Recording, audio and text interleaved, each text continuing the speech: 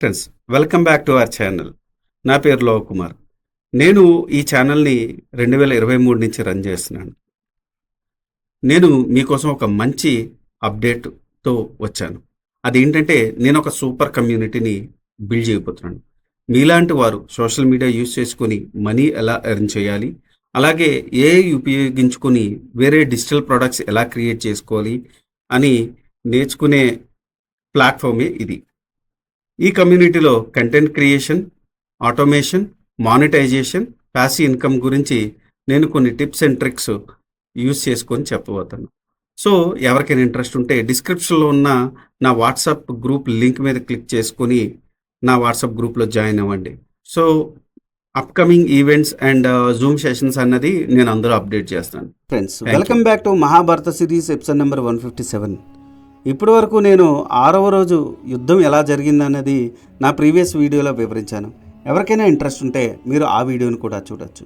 ఈ వీడియోలో తర్వాత రోజు 7వ రోజు ఏం జరిగిందో అన్నది కురుక్షేత్రంలో నేను చెప్పబోతున్నాను. So let's get in to the video.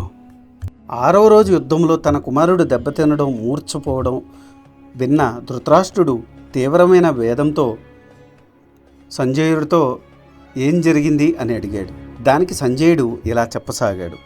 మహారాజా, ఆ రోజు రాత్రి నీ కుమారుడు సుయోధనుడు తాత భీష్ముడి వద్దకు పోయి, పితామహ, పాండవులు బలములు రోజురోజుకి రెచ్చిపోతున్నాయి. ఈరోజు నీ ఎదుటనే నేను భీముడి చేతిలో మూర్ఛపోయి భంగపడ్డాను. ఇంతకన్నా అవమానం నాకు ఏం కలదు? కుంతీతనయులు గెలవడానికే నిన్నే నమ్ముకున్నారు. నీవు యుద్ధంలో దేవతలను కూడా జయిస్తావని అంటారు. కానీ పాండవులకి ఏమీ చేయలేకపోతున్నావు. మరి వారికి ఇంత బలము ఎలా వచ్చిందో తెలియడం లేదు అని అన్నాడు. దానికి భీష్ముడు, సుయోధన, నన్ను నిందించేంత వేలనయ్యా, నేనేమన్నా యుద్ధం చేయకుండా ఊరుకున్నానా? నా రథం చూడగానే ఎన్నిసార్లు శత్రు సైన్యము విచ్ఛిన్నమై పారిపోలేదు? నీకు ఎప్పటి నుండియో చెప్తున్నాను, పాండవులను గెలవడం అంత సులభం కాదు అని. కానీ నా మాట నువ్వు పెడచెవిని పెట్టావు. అయినా నీవు వణకుము, నీకు విజయం కలిగేటట్టు పోరాడుతాను అని అన్నాడు. ఆ మాటలతో ఊరట చెందిన సుయోధనుడు తన శిబిరానికి పోయి ఆ రోజు నిద్రించాడు. మరునాడు ఉదయం కురు సైన్యము, పాండవ సైన్యము బారులు తీర్చాయి. భీష్ముడు కౌరవ సైన్యముతో మండల వ్యూహం పన్నాడు. సుయోధనుడు తన సైన్యముతో వ్యూహ మధ్యమున నిలిచాడు. నీ కుమారులు అతనికి ఇరుపక్కలా నిలిచారు. యుధిష్ఠరుడు తన మండల వ్యూహాన్ని పరికించి తన సేనపతి ధృష్టద్యుమ్నుడిని పిలిచి వజ్రవ్యూహము పన్నమని చెప్పాడు.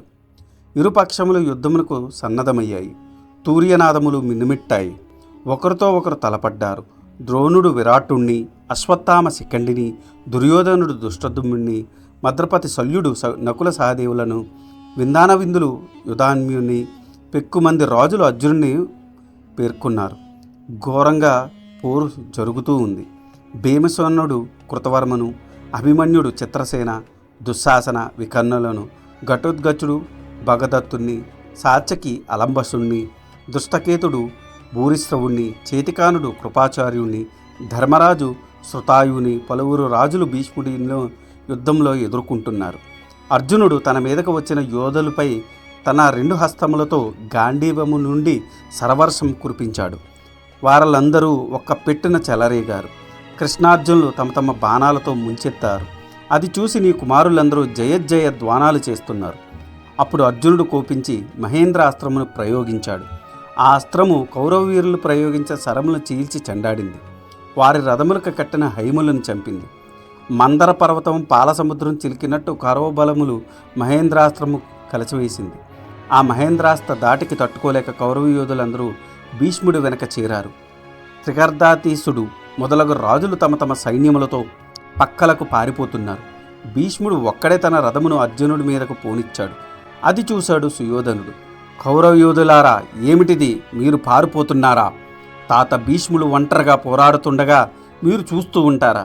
మీలాంటి మనుషులను నేను ఇంతవరకు చూడలేదు. వెళ్ళండి, భీష్ముడికి తోడుగా నిలవండి అని అరిచాడు. అప్పుడు రోషం తెచ్చుకుని కురుయోధులు భీష్ముడికి ఇరుపక్కలా చేరి ఆయనకు తోడ్పడ్డారు. మరొక చాట ద్రోణుడు విరాటుడి విల్లుని, ధ్వజమును 2 బాణములతో విరిచాడు. విరాటుడు మరొక విల్లు తీసుకున్నాడు. ద్రోణుడు శరీరంలో 3 బాణాలు దించాడు. ద్రోణుడు రథసారథిని చంపాడు. మరొక 4 బాణములతో ద్రోణుడు విల్లును విరిచాడు. ద్రోణుడు కోపంతో ఊగిపోయాడు. 8 బాణములతో విరాటుని రథస్వాలను ఖండించాడు. రథమును కూల్చాడు. విరాటుడు వెంటనే తన కుమారుడు శంకుని రథం అధిరోహించాడు. తన కుమారుడితో కలిసి ద్రోణుడి మీద శరవర్షం కురిపించాడు. ద్రోణుడు వెంటనే ఒక దివ్యాస్త్రం సంధించి విరాటుని కుమారుడు శంకుణ్ణి కొట్టాడు.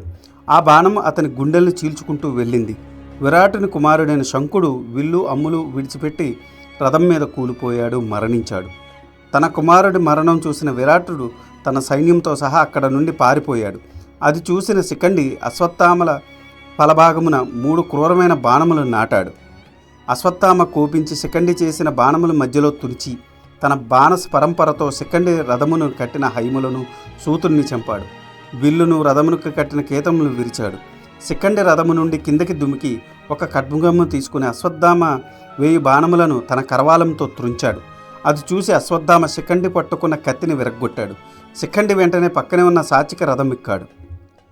మరొక రంగమున దుష్టద్యుమ్నుడు సుయోధనుడి మీద శరవర్షం కురిపించాడు. నీ కుమారుడు సుయోధనుడు వాటిని మధ్యలోనే ఖండించాడు. అతి క్రూరమైన బాణములతో దుష్టద్యుమ్నుడి మీదకు ప్రయోగించాడు. అప్పుడు దుష్టద్యుమ్నుడు సుయోధనుడు విల్లు విరిచాడు. సుయోధనుడు మరొక విల్లు తీసుకునే లోపే ఆ విల్లు కూడా విరిచాడు. అతని రథస్వాలు చంపాడు. రథం విరగ్గొట్టాడు. సుయోధనుడు తన కరవాలంను తీసుకుని నేల మీదకు దుమికాడు. దుష్టద్యుమ్నుడి మీదకు ఉరికాడు. అప్పుడు శకుని సుయోధనుడికి తన రథం మీదకి ఎక్కించుకొని పక్కకు తీసుకెళ్లాడు. సాచకి అలంబసుడి మీద అతి క్రూరమైన బాణప్రయోగం చేశాడు. అప్పుడు రాక్షసి వీరుడు అలంబసుడు అర్ధచంద్రబాణంతో సాచకి విల్లు విరిచాడు. సాచకి శరీరం అంతా తూట్లు పడేటట్లు బాణములను వదిలాడు. అప్పుడు సాచకి ఇంద్రాస్త్రము ప్రయోగించాడు. అలంబసుని మాయం చేశాడు. అలంబసుని ముప్పు తిప్పలు పెడుతున్నాడు. సింహనాదం చేశాడు. అలంబసుడు అక్కడ నుండి పారిపోయాడు. అంతట సాచకి కురుబలముల మీద విరుచుకుపడ్డాడు. మరొక రంగమున కృతవర్మ భీమసేనుడితో యుద్ధానికి దిగాడు. భీముడు కృతవర్మ రథమును కట్టిన హైములను చంపాడు. సారథిని చంపాడు. రథం విరగ్గొట్టాడు. కృతవర్మ ఒళ్ళంతా బాణములతో ముంచెచ్చాడు. అప్పుడు కృతవర్మ వృక్షకుని రథం ఎక్కాడు. భీమసేనుడు కృతవర్మను వదిలి తన రథమును సహా వేగంతో కౌరవసేనల మీదకు పోనిచ్చాడు అని చెప్పిన సంజయుని చూసి ధృతరాష్ట్రుడు, సంజయ, నువ్వు ఎప్పుడు కౌరవసేనల రథములు విరిగాయి, కౌరవులు చచ్చారని మనవాళ్ళ గురించే చెబుతావు. మరి పాండవుల బలములో ఏమాత్రం తగ్గులు లేనట్టు, వారు విజయలేనట్టు మాట్లాడతావు. ఇదేం మాయ అని అడిగాడు వ్యంగ్యంగా. దానికి సంజయుడు, మహారాజా, కౌరవ బలములు కూడా వారి వారి శక్తి మేరకు యుద్ధం చేస్తున్నాయి. కానీ సముద్రంలోకి చొచ్చుకుపోయిన నదుల వలె పాండవుల బలముట దాటికి తట్టుకోలేకపోతున్నారు, వెనక్కు మరలుతున్నారు. అది వాళ్ళ తప్పు కాదు, నీవు చేసిన తప్పుకు దాని వలన వాటిలో చేటు. ఇప్పుడు శోకించి ప్రయోజనం లేదు. యుద్ధం జరిగిన విధము చెప్పెదను, అవధింపుము అని మరలా యుద్ధ విశేషాలను చెప్పసాగాడు. అవంతి దేశాధీశకులు విందాని విందులు యుధాన్యుడు తన సరంపరంతో కప్పివేశాడు. అనువిందుని రథమును విరగ్గొట్టాడు. విందుని రథం ఎక్కాడు. అప్పుడు యుధాన్యుడు విందుని రథం సారథిని ఒక బాణంతో కొట్టాడు. సారథి చనిపోగానే రథమును కట్టిన హైములు చెల్లాచెదురయ్యాయి. వారి సైన్యము కూడా కకావికలమైంది. మరొక చేట భగదత్తుని దాటికి పాండవుల సేనలు వెనుదిరిగాయి. అప్పుడు ఘటోత్కచుడు రంగంలోకి దిగి తమ సేనలకు ధైర్యం చెప్పాడు. అతను చూసి మరలా పాండవ సేనలు యుద్ధోన్ముఖులయ్యారు. ఘటోత్కచుడు భగదత్తుని మీద శరవర్షం కురిపించాడు. తన మీద ప్రయోగించిన బాణములన్నీ భగదత్తుడు విరిచాడు. 14 బాణములతో ఆ అసురుని కొట్టాడు. అతని రథం విరిచాడు. అప్పుడు ఘటోత్కచుడు శక్తిని ప్రయోగించాడు. భగదత్తుడు ఆ శక్తిని మధ్యలోనే తుంచాడు. ఘటోత్కచుడిని తన బాణాలతో నొప్పించాడు. భగదత్తుని దాటికి ఆగలేక ఘటోత్కచుడు పారిపోయాడు. అంతటా భగదత్తుడు తన గజబొమ్మతో పాండవ సైన్యం మీద విరుచుకుపడ్డాడు. మరొక రంగమున శల్యుని మీద నకుల సహదేవులు శరవృష్టి కురిపించారు. అప్పుడు శల్యుడు బెదరక నకులుని రథం విరగ్గొట్టాడు. నకులుడు సహదేవుని రథం ఎక్కాడు. అప్పుడు సహదేవుడు ఒక క్రూరమైన బాణం ప్రయోగించాడు. ఆ బాణము శల్యుడిని తాకి అతన్ని మూర్ఛేలా చేసింది. శల్యుడు రథంలో పడిపోయాడు. అప్పుడు శల్యుని రథసారథి తన రథమును పక్కకు తీసుకుని వెళ్ళాడు. అది చూసి నకుల సహదేవులు సింహనాదం చేశారు, శంఖములు పూరించారు. అప్పటికి మధ్యాహ్నం అయింది. మరొక చోట యుధిష్ఠుడు శృతాయువును మీద 9 అమ్ములు ప్రయోగించాడు. శృతాయువు వాటిని మధ్యలోనే తెంచి 7 బాణములతో యుధిష్ఠుడి మీద వదిలాడు. ధర్మరాజుకు కోపం వచ్చింది. వరాహకర్ణమును పోలిన ఉన్న నాచారంతో శృతాయువు వక్షస్థలం చీల్చాడు. మరొక బాణంతో అతని జెండా విరగ్గొట్టాడు. శృతాయువు 7 బాణంతో ధర్మరాజుని నొప్పించాడు. ధర్మజుడు మహాగ్ర కోపంతో శృతాయువు రథమునకు కట్టిన గుర్రాలను చంపాడు. అతని విల్లును విరిచాడు. కేతమును ఖండించాడు. అతని శరీరం రక్తమయం చేశాడు. అప్పుడు శృతాయువు భీతుడై పారిపోయాడు. అది గమనించిన కౌరవసేనలు కకావికలమయ్యాయి. పాండవ యోధులు జయ ధ్వానాలు మిన్నట్టాయి. చేతికానుడు కృపాచార్యుడు ఒకరి మీద ఒకరు విజృంభించారు. చేతికానుడు కృపాచార్యుడిపై నిశితమైన శరములు గుప్పించాడు. చేతికానుని విల్లు విరిచాడు. రథస్వాలను చంపాడు. చేతికానుడు తన గదను తీసుకుని రథము దిగి కృపాచార్యుడిని రథం మీద విరగ్గొట్టాడు. రథమునకు కట్టిన హైములను చంపాడు. అప్పుడు కృపాచార్యుడు 16 నిశితమైన బాణాలతో చేతికానుడిని కొట్టాడు. చేతికానుడు తన గదను కృపాచార్యుడి మీదకు విసిరాడు. కృపాచార్యుడు ఆ గదలను మధ్యలోనే ఖండించాడు. వెంటనే చేతికానుడు తన రథం నుండి దిగి ఒక వాడి అయిన ఖడ్గమును తీసుకొని, అది చూసి కృపాచార్యుడు కూడా ఒక ఖడ్గమును తీసుకొని చేతికానుడి మీదకు దూకాడు. ఒకరితో ఒకరు ఖడ్గయుద్ధం చేసుకుని ఇరువురు మూర్ఛిల్లారు. అది చూసి కౌరవ బలం నుండి శకుని, పాండవ బలం నుండి కరరక్షకునుడు వచ్చి ఆ ఇరువుని తమ తమ రథముల మీదకి ఎక్కించుకొని ఆవలకు తీసుకువెళ్లారు. మరొక చోట దుష్టకేతుడు భూరిశ్రవుడు ఘోరంగా యుద్ధం చేస్తున్నారు. దుష్టకేతుడు 9 బాణాలతో భూరిశ్రవుడి మీద ప్రయోగించాడు. భూరిశ్రవుడు దానికి ప్రతిగా దుష్టకేతుడు రథం మీద కట్టిన హైములను చంపాడు. అతని శరీరంపై కరుకట్టములు ప్రయోగించాడు. దుష్టకేతువు ఇంకా పోరాడలేక కొంచెం దూరంలో ఉన్న శతానికుని రథం మీదకి ఎక్కి మరొక చోటకు వెళ్ళాడు. మరొక చోట అభిమన్యునకు దుశ్శాసన వికర్ణ చిత్రసేనులకు మధ్య మహాయుద్ధం జరిగింది. అభిమన్యుడు వారందరినీ రథములు విరగ్గొట్టాడు. కానీ వారిని చంపలేదు. భీముని కోసం అట్టిపెట్టాడు. ఇది చూసిన భీష్ముడు అనేక మంది రాజులతో కూడి అక్కడికి వచ్చి దుశ్శాసనుడికి సాయంగా అభిమన్యుడితో యుద్ధం చేస్తున్నాడు. అప్పుడు అభిమన్యుడు ఒంటరివాడయ్యాడు. అది చూసి అర్జునుడు కృష్ణుడితో ఇలా అన్నాడు: కృష్ణ, భీష్ముడితో సహా మహాయోధులందరూ ఒకే చోట ఉన్నారు. మనం రథమును అక్కడికి పోనిమ్ము అన్నాడు. వెంటనే కృష్ణుడు తమ రథమును భీష్ముడి వద్దకు తీసుకొని వెళ్ళాడు. కానీ మధ్యలోనే త్రిగర్త దేశాధీశుడు అర్జునుడిని ఎదుర్కొన్నాడు. అతనిని చూసి అర్జునుడు, తమరు కౌరవసేనలో కల్లా మేటి యోధులని విన్నాము. ఈరోజు తమరు నాతో భయపడకుండా యుద్ధం చేయాలి అని అన్నాడు. వెంటనే అతని మీద శరవర్షం కురిపించాడు. అది చూసిన కౌరవ సైన్యము పార్థుని మీదకు ఒక్కపెట్టిన ఉరికింది. పాండవ బలములు కూడా అర్జునుడికి తోడుగా కౌరవ బలములతో పోరాడుతున్నారు. పోరు ఘోరమైంది. అప్పుడు అర్జునుడు తన నిశిత బాణములతో కౌరవవీర రథములను కట్టిన హైములను చంపాడు. రథములను విరగ్గొట్టాడు. కేతములను విరిచాడు. వారి విల్లును విరగ్గొట్టాడు. యుద్ధరంగమంతా యథేచ్ఛగా విహరిస్తున్నాడు. ఇంతలో సాయంత్రమైంది. అప్పుడు త్రిగర్దాధీశుడు తన చక్రరక్షకులు 32 మందిని అర్జునుడి మీదకి పంపాడు. వారందరినీ అర్జునుడు 64 బాణాలతో సంహరించాడు. అది చూసి త్రిగర్దాధీశుడు సుశర్మ తానే స్వయంగా అర్జునుడితో తలపడ్డాడు.